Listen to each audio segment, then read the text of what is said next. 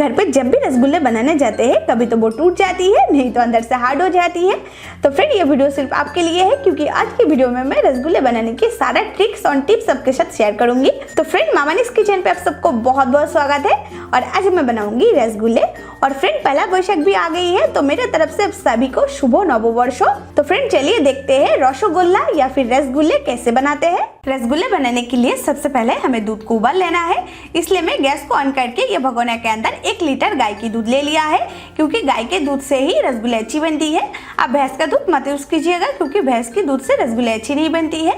और अगर आप पैकेट का दूध यूज कर रहे हैं तो वो दूध फुल फैट मिल्क होनी चाहिए, तभी आपकी रसगुल्ले अच्छी बनेगी। और जैसे ही दूध के अंदर उबाल आएगी तब हम इसमें से थोड़ा सा दूध को एक बाउल के अंदर निकाल लेंगे, क्योंकि इसके अंदर हमें पाउडर मिल्क को घोलना है। आप बिना पाउडर मिल्क के भी ये रसगुल्ले बना सकते हैं, लेकिन पाउडर मिल्क डालेंगे तो इसका टेस्ट तो कुछ अलग सा ही होगी। आप ट्राई करके देखिएगा। और अब मैं ये गाय के दूध के अंदर 25 ग्राम अमूल पाउडर मिल्क डालूंगी, इससे हमारा रसगुल्ले बहुत ही ज्यादा टेस्टी बनेगी। हमें बहुत ज्यादा क्वांटिटी में ये पाउडर मिल्क नहीं ऐड करना है।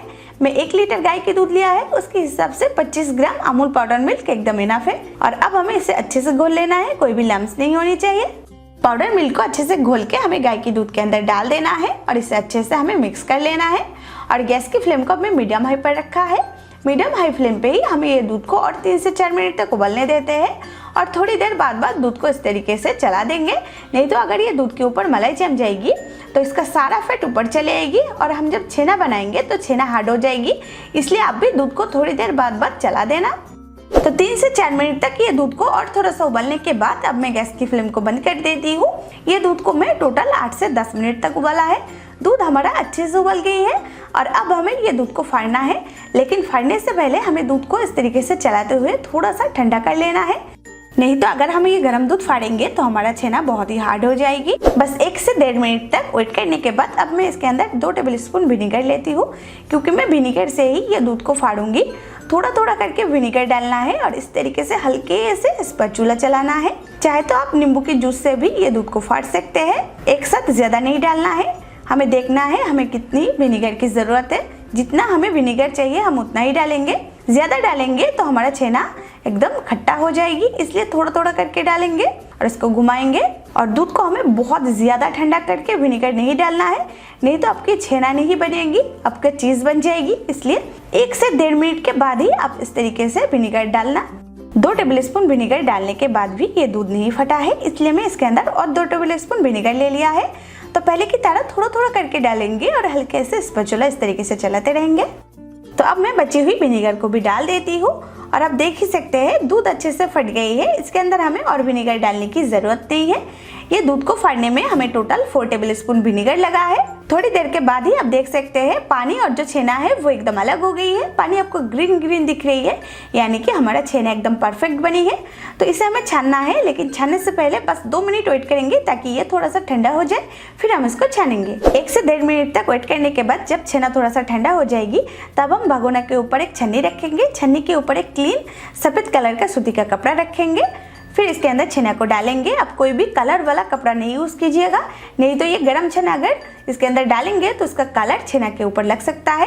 हलवाई वाले ये छेना को मलमल के कपड़ा से छानते हैं। और ये जो छेना का पानी निकला है इससे आप आटा गूंथ सकते हैं या फिर कोई भी सब्जी के अंदर भी डाल सकते हैं।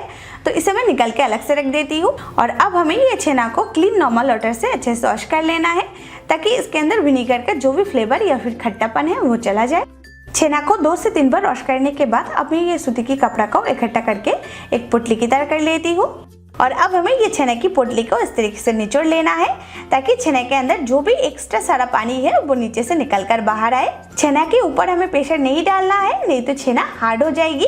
इसलिए पोटली की जो ऊपर का पार्ट है उसके ऊपर हमें प्रेशर डालना है। आप देख ही सकते हैं इस तरीके से निचोड़ेंगे तो इसका पानी भी निकल जाएगी और हमारा छेना भी एकदम हार्ड नहीं बनेगी। जितनी हो सके हम उतनी पानी इसके अंदर से निचोड़ लेंगे, लेकिन बहुत ज्यादा दबा के हमें इसको निचोड़ना नहीं है, नहीं तो इसके अंदर से अगर ऑयल रिड्यूस हो जाएगी तो हमारा छेना हार्ड हो जाएगी। इसलिए थोड़ी देर तक रुक रुक के हमें इसको निचोड़ना है। और ये देखिए छेना के अंदर से मैं जितनी हो सके पानी को निचोड़ लिया है। नीचे से ड्रॉप ड्रॉप करके पानी गिर रही है, यानी कि इसके अंदर और थोड़ा सा ही पानी बचा है। तो इसे हमें और नहीं दबाना है, इस तरीके से थोड़ी देर के लिए रख देना है ताकि एक्स्ट्रा जो पानी है वो नीचे से निकल जाए। आप चाहे तो इसे कोई भी जगह टांग के भी रख सकते हैं। तो चलिए तब तक चाशनी को रेडी कर लेते हैं। चाशनी को रेडी करने के लिए गैस को मैं मीडियम हाई फ्लेम पे करके भगोना रख दी है। इसके अंदर डालेंगे 1 कप शुगर और 2 कप पानी। चीनी को अच्छे से मिल होने देते हैं। और फ्रेंड, ये रसगुल्ले के लिए हमें 2 तरह का चाशनी चाहिए, एक गाढ़ा चाशनी और एक पतला चाशनी। तो पहले बनाएंगे गाढ़ा चाशनी, इसका कारण भी मैं आपको बताऊंगी। चीनी जब अच्छे से मेल्ट हो जाएगी तब हम फ्लेवर के लिए डालेंगे इलायची। यहाँ पर मैं 4 इलायची को इस तरीके से तोड़ के डाल दी है। आपको इलायची का फ्लेवर ना पसंद है तो आप इसे स्किप भी कर सकते हैं। थोड़ी देर तक इस तरीके से इसको उबालेंगे, फिर हम इसे चेक करेंगे। रसगुल्ले के लिए हमें 1 तार या फिर 2 तार वाली चाशनी आज नहीं बनाना है। चाशनी अगर थोड़ा सा भी गाढ़ा हो जाएगी तो रसगुल्ले के अंदर तक नहीं जा पाएगी और रसगुल्ला हार्ड हो जाएगी। ये देखिए हल्का सा चिपचिपा लग रही है, यानी कि ये चाशनी एकदम परफेक्ट है। तो इसे मैं निकाल के एक बाउल के अंदर साइड में रख देती हूँ। ये हमारा गाढ़ा चाशनी एकदम रेडी हो गई है। ये जब हल्का सा ठंडा हो जाएगी तब हम इसे फ्रीज के अंदर 1 से 1.5 घंटा के लिए एकदम ठंडा होने के लिए रख देंगे। तो चलिए तब तक दूसरे वाली पतला चाशनी को रेडी कर लेते हैं फ्रेंड। और अब हम बनाएंगे दूसरी वाली पतला चाशनी। इसलिए गैस को ऑन करके मैं फिर से 1 कप शुगर डाला है और डालेंगे 5 कप पानी, यानी कि ये चाशनी बहुत ही ज्यादा पतला बनेगी। फ्रेंड, आप सोचेंगे हम 2 तरह का चाशनी क्यों बना रहे हैं? तो पतला चाशनी का कारण मैं आपको बता देती हूँ। ये चाशनी के अंदर मैं रसगुल्ला को बॉइल्ड करूंगी तो ये पतला चाशनी रसगुल्ले के एकदम अंदर तक जाएगी और हमारा रसगुल्ले बहुत ही ज्यादा सॉफ्ट और स्पंजी बनेगी। तो चीनी जब तक मेल्ट हो रही है, चलिए तब तक छेना को भी रेडी कर लेते हैं। छेना के अंदर से एक्स्ट्रा पानी रिड्यूस हो गई है, तो छेना को मैं कपड़े से निकाल के एक प्लेट के अंदर ले लेती हूँ। अब हमें छेना को इस तरीके से छोटे छोटे टुकड़ों में तोड़ लेना है। और आप देख ही सकते हैं छेना के अंदर एक्स्ट्रा पानी बिल्कुल भी नहीं है, बट ये छेना बहुत ज्यादा ड्राई भी नहीं है। इसके अंदर आपको थोड़ा थोड़ा मॉइस्चर दिख रही है, यानी कि हमारा छेना एकदम परफेक्ट बनी है। तो यहाँ पर हमारा 1 लीटर गाय के दूध में से 1 कप के करीब छेना बना है। और ये 1 कप छेना के हिसाब से हमें इसके अंदर डालना है 1 टेबलस्पून कॉर्नफ्लोर। ये कॉर्नफ्लोर की वजह से हमारा रसगुल्ले बहुत ही अच्छे से बाइंडिंग हो पाएगी, लेकिन इससे ज्यादा कॉर्नफ्लोर हमें नहीं डालना है, नहीं तो हमारा रसगुल्ले बहुत ही ज्यादा हार्ड हो जाएगी। और अब हमें हथेलियों की हिस्सों से छेना के साथ कॉर्नफ्लोर को ऐसे हल्के हल्के से मसलते हुए मिक्स कर लेना है। चाहे तो आप ये कॉर्नफ्लोर के बिना भी रसगुल्ले बना सकते हैं, उससे आपकी रसगुल्ले और भी ज्यादा सॉफ्ट बनती है, बट टूटने की चांसेस भी रहती है। तो इसलिए मैं 1 टेबलस्पून कॉर्नफ्लोर डाला है। अगर आप पहली बार ये रसगुल्ले बनाने जा रहे हैं तो जरूर आप 1 टेबलस्पून कॉर्नफ्लोर डालिएगा, तो आपके रसगुल्ले की टूटने के चांसेस एकदम ही नहीं रहेगी। और ये रसगुल्ले की छेना को भी गूंदने की एक ट्रिक्स होती है, हलवाई वाले भी करते हैं। ये छेना को हमें थोड़ी देर तक रुक रुक के हल्के हाथों से गूंदना है, 7 से 8 मिनट तक। अगर आप इससे ज्यादा ये छेना को गूंदने लगेंगे और बहुत ज्यादा प्रेशर डाल डाल के इसको गूंदने लगेंगे तो क्या होगी, हमारी हथेलियों की गर्मी की वजह से ये छेना के अंदर से घी रिड्यूस हो जाएगी। और अगर इसके अंदर से घी रिड्यूस हो जाएगी तो छेना हमारा हार्ड हो जाएगी, और अगर छेना हार्ड हो जाएगी तो नेचुरली हमारा रसगुल्ले भी हार्ड हो जाएगी। इसलिए आप भी थोड़ा सा रुक रुक के ये छेना को गूंद के रेडी कर लीजिएगा। 7 से 8 मिनट तक छेना को गूंदने के बाद अब हमें इस तरीके से थोड़ा सा छेना हाथों में लेके इसको चेक करके देखना है। इसको इस तरीके से हल्का हल्का प्रेशर डालेंगे, बहुत ज्यादा जोर से नहीं दबाना है, नहीं तो रसगुल्ला हार्ड हो जाएगी। हल्का सा दबाएंगे ताकि ये थोड़ा सा हथेलियों के अंदर सेट हो जाए। फिर हम इसको ऐसे चिकना बनाएंगे घुमा घुमा के। ये देखिए, अगर रसगुल्ले एकदम स्मूथ बनेगी तो हमारा छेना एकदम परफेक्ट है, और अगर इसमें एक भी क्रैक्स आएगी यानी कि ये छेना अभी भी रेडी नहीं हुई है, इसे हमें फिर से गूंद लेना है। और ये देखिए, मैं एक रसगुल्ले को बना भी लिया है, इसके ऊपर एक भी क्रैक्स नहीं है, ये कितना स्मूथ है अब देख ही सकते हैं, यानी कि हमारा छेना एकदम परफेक्ट है। और अब हमें ये छेना की डो में से छोटा छोटा करके इस तरीके से लुइयां तोड़ लेना है। इससे हमें पता चलेगी हमारा कितना रसगुल्ला बनेगी, और उसका साइज भी एक ही होगी तो दिखने में भी अच्छी लगेगी। आप रसगुल्ले थोड़ा सा छोटा या फिर बड़ा करना चाहते हैं उसके हिसाब से आप ये लुइया को कर लेना, और पहले की तरह हल्का सा इसे दबाकर इसको सेट करेंगे, फिर हल्का सा इसे गोल गोल घुमाकर इसको चिकना बनाएंगे। ये देखिए, हमारा और एक रसगुल्ला बनकर रेडी है। और एक जरूरी बात, ये छेना की बॉल्स को बनाने के बाद हमें बहुत ही जल्दी से बॉईल कर लेना है। अगर आप वेट करेंगे तो क्या होगी, ये छेना की बॉल्स ऊपर से ड्राई हो जाएगी तो क्रैक्स आ जाएगी। तो चलिए इसे जल्दी से बॉईल कर लेते हैं। और यहाँ पे हमारा पतला चाशनी के अंदर अच्छे से उबाला गई है।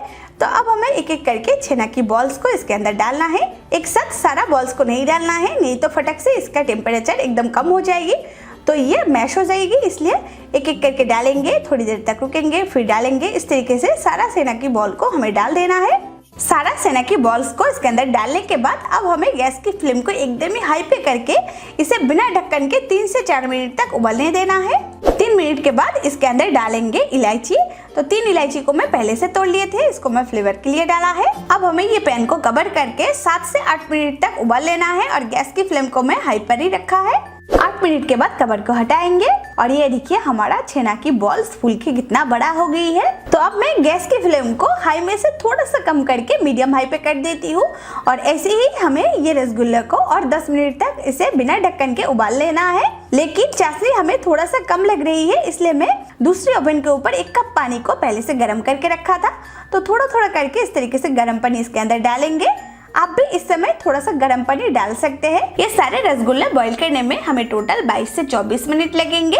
आपके रसगुल्ले साइज में थोड़ा सा छोटा या फिर बड़ा है तो उसके हिसाब से आपको टाइम भी थोड़ा सा ज्यादा या फिर कम लग सकता है। आप टेंशन मत लीजिएगा, मैं आपको वो भी चेक करके दिखाऊंगी। इस टाइम पे रसगुल्ले के अंदर हमें कोई भी स्पैचुला नहीं डालनी है, चाहे तो आप इस तरीके से थोड़ा सा शेक कर सकते हैं। वैसे भी ये रसगुल्ला अपने आप ही घूम के चारों तरफ से बॉईल हो जाएगी। रसगुल्ला को आप जिस पैन के अंदर बॉईल करेंगे वो उसका आकार ले लेता है। तो यहाँ पे मैं थोड़ा सा फ्लैट पैन लिया है, इसलिए रसगुल्ला भी थोड़ा सा फ्लैट दिखेगी, लेकिन इसका टेस्ट एकदम ही कम नहीं होगी। हलवाई वाले बहुत बड़ा कढ़ाई लेता है तो रसगुल्ला भी एकदम ही गोल गोल बनती है। 10 मिनट तक ये सारे रसगुल्ला को बिना ढक्कन के मीडियम हाई फ्लेम पे उबालने के बाद अब मैं हल्के से एक रसगुल्ला को उठा करके चेक करके देखती हूँ। चेक करने के लिए यहाँ पर मैं 1 गिलास नॉर्मल वाटर ली है, इसके अंदर रसगुल्ला को डालेंगे। अगर रसगुल्ला तैरने लगेगी यानी कि इसके अंदर चाशनी अच्छे से नहीं गई है और ये बॉईल नहीं हुई है, और अगर ये डूब जाएगी यानी कि इसके अंदर चाशनी अच्छे से चली गई है। आप देख ही सकते हैं ये रसगुल्ले अच्छे से डूब गई है, यानी कि हमारा सारा रसगुल्ले बहुत ही अच्छे से बॉइल्ड हो गई है और इसके अंदर तक चाशनी अच्छे से चला गया है। तो इसे मैं हल्के से उठा करके फिर से गरम चाशनी के अंदर डाल देती हूँ और गैस की फ्लेम को अब मैं बंद कर देती हूँ और इसे कवर करके हमें 2 से 3 घंटे वेट करना है ताकि ये अपने आप ही ठंडा हो जाए। चाहे तो आप ये रसगुल्ला को गर्मा गर्म भी सर्व कर सकते हैं। 2.5 घंटे के बाद इसका कवर को हटाएंगे और हमारा रसगुल्ले बहुत ही अच्छे से ठंडा हो गई है और ये अच्छे से चाशनी को ऑब्जर्व भी किया है। ये देखिए मैं आपको चेक करके दिखाती हूँ। ये देखिए अंदर तक कितनी अच्छे से रस चली गई है और ये कितना स्पॉन्जी बनी है, आप देख ही सकते हैं। इतनी प्रेशर डाल के मैं इसको निचोड़ रही हूँ फिर भी ये नहीं फट रही है। तो फ्रेंड इस तरीके से अपने घर में एक बार जरूर ये रसगुल्ला बनाकर देखिएगा, बहुत ही टेस्टी बनती है। इसे मैं फिर से चाशनी के अंदर डाला है और ये कैसे फिर से चाशनी को ऑब्जर्व करके फूल गई है, आप देख ही सकते हैं। और अब हमें ये पतला चाशनी के अंदर से एक एक करके रसगुल्ला को इसे निचोड़ के गाढ़ा चाशनी के अंदर डालना है, जो चाशनी में पहले से बना करके फ्रिज में रख दिए थे, क्योंकि ये चाशनी बहुत ही मीठा है। अगर ये पतला चाशनी के अंदर रसगुल्ला रहेगी तो रसगुल्ला ज्यादा मीठा नहीं लगेगी, खाने में अच्छी नहीं लगेगी। ऐसे हलवाई वाले भी करते हैं, 2 तरह का चाशनी बनाते हैं। पतला चाशनी के अंदर रसगुल्ला को उबालते हैं और गाढ़ा चाशनी के अंदर रसगुल्ला को डुबो के रखते हैं। तो रसगुल्ला खाने में बहुत ही मीठा भी लगती है और स्पॉन्जी और सॉफ्ट भी बनती है। और अब हमें ये सारी रसगुल्ला को इसे गाढ़ा और मीठा चाशनी के अंदर डुबो करके इसे ढक के 1 घंटा फ्रीज में रख देना है ताकि इसके अंदर तक चाशनी एकदम चला जाए। फिर हम इसे ठंडा ठंडा सर्व करेंगे। 1 घंटे के बाद मैं रसगुल्ला को फ्रीज में से निकाल लिया है, तो चलिए अब इसे ठंडा ठंडा सर्व कर लेते हैं। फ्रेंड्स मैं आपको एक रसगुल्ला काट कर भी दिखाती हूँ। ये देखिए ये कितना ज्यादा सॉफ्ट और स्पॉन्जी बनी है और इसके अंदर रस कितनी अच्छे से चली गई है, ये देखिए। तो फ्रेंड लग रही है ना एकदम ही हलवाई की तरह, और ये हलवाई से भी कई गुना फ्रेश है, क्योंकि हलवाई वाले एक चाशनी को बहुत बार यूज करते हैं और वो गंदा चाशनी के अंदर फिर से रसगुल्ला को डुबो के रखते हैं। तो वो रसगुल्ला तो खाना बहुत ही अनहेल्दी होती है। तो इसलिए आप अपने घर में एक बार जरूर ये रसगुल्ला की रेसिपी ट्राई कीजिएगा। आई होप ये रेसिपी आप सबको बहुत ही ज्यादा पसंद आएगी। और अगर ये रेसिपी आपको अच्छी लगी हो तो प्लीज मेरे वीडियो को एक लाइक कर दीजिए, क्योंकि ये वीडियो में मैं बहुत ही ज्यादा मेहनत किया है। और अपने सारे फ्रेंड्स और मेहमान के साथ शेयर करें। और ऐसे ही और भी नए इंटरेस्टिंग रेसिपीज देखने के लिए आप मामनीस किचन को सब्सक्राइब करना एकदम ही मत भूलिएगा। और सब्सक्राइब के साथ साथ बेल आइकन को भी प्रेस कर लीजिएगा ताकि मेरा हर नया वीडियो की नोटिफिकेशन आपके पास सबसे पहले पहुंचे। तो चलिए फिर मिलते हैं और एक नई रेसिपी के साथ।